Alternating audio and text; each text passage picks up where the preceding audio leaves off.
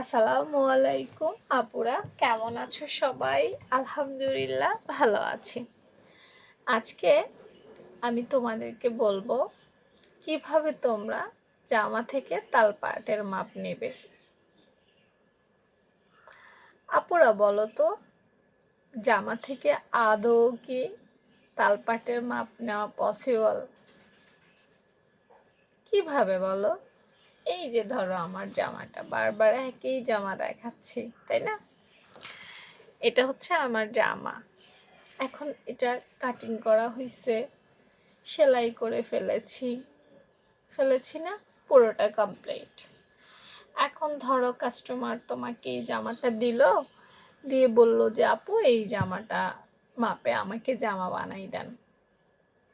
এখন মোটামুটি একটা জামা থেকে মাপ নেওয়া খুব সহজ এবং সহজে আমরা মাপ নিয়ে বানাতে পারবো।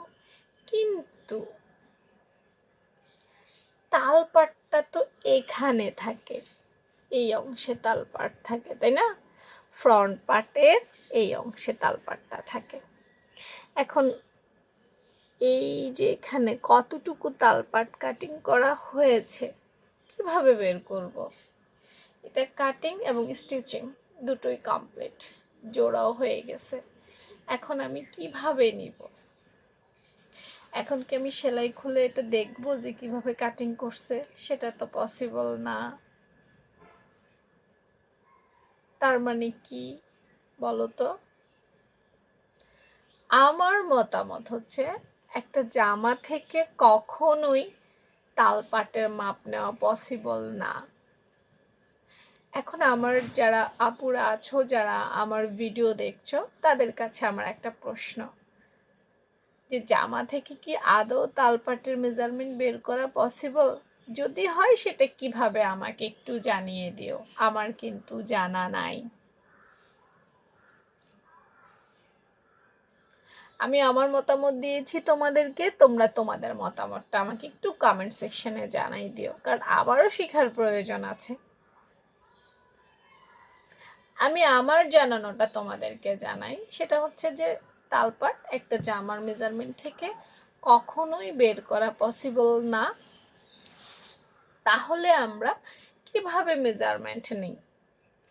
প্রত্যেকটা বডি সাইজের জন্য নির্দিষ্ট কিছু মেজারমেন্ট থাকে, স্ট্যান্ডার্ড সাইজ। যারা সেলাই কাজে অভিজ্ঞ তারা কাজ করতে করতে ব্যাপারগুলো বুঝে যায়। যেমন ধরো, যাদের কম বডি তাদের তালপাট একটু কম কাটবে, যাদের বডি বেশি তাদের জন্য একটু বেশি কাটবে। এইভাবে মেনটেন করে আসলে টেইলারদের একটা নিজস্ব রেডিমেড মাপ থাকে, সেখান থেকে তালপাটের মেজারমেন্টটা দিতে হয়। এটা জামা থেকে কখনোই বের করা যায় না।